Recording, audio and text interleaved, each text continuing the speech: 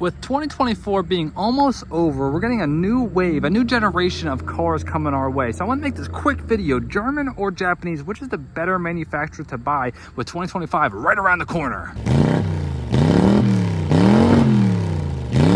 Believe it or not, this is a heavily debated topic. German versus Japanese, which is more reliable, which is cheaper to maintain, which one looks better. I have a couple of thoughts moving on to 2025, which one that you guys should have your eyes on. So the first thing I've been noticing a lot is that Japanese product, Toyota in specific, have been moving away from V6, V8s and kind of transitioning into four-cylinder turbos or just simply four cylinders, which isn't necessarily a bad thing.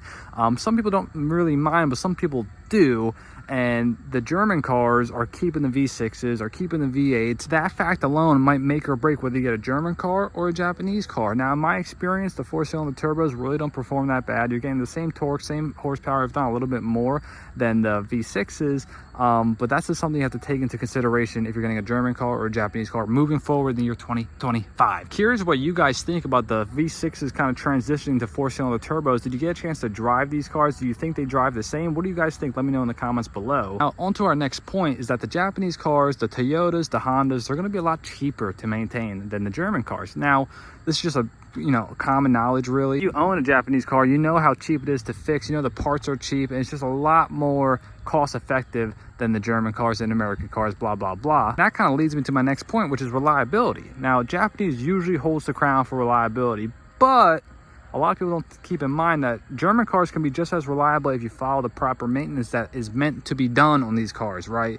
But with that being said, Japanese is usually the king of reliability. Now, in my opinion, both these cars look great. They look very aesthetic. They look good for what they are. But the argument usually stands that German cars look better than Japanese cars, which I'm very curious what you guys think about that. In my opinion, it varies on the model. It varies on the year. It varies on a lot of things. But the argument usually goes that German cars look better than Japanese cars. But let's look at the interiors of these cars and let's see for ourselves. This is the Volkswagen. This is the Atlas model. Interior wise, the car looks great. It doesn't feel too plasticky in here. It feels nice. It feels firm.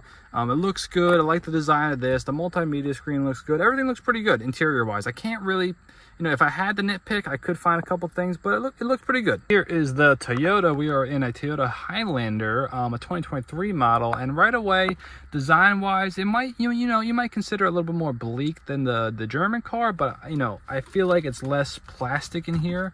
I feel like it's more quality material, but the looks wise, aesthetic wise, the Volkswagen might win, but I definitely feel like this is more quality in the interior. You guys had to pick which one of these cars looks better. I mean, they're side by side right now, and you can kind of see, people are going to say the German car looks better than the Japanese, but it really is kind of personal preference. I think moving forward, in my opinion, if you're looking towards a luxury type car, I think German might be the way to go. But if you're looking for something basic, something that's reliable, something you can count on, I think Japanese wins all day long.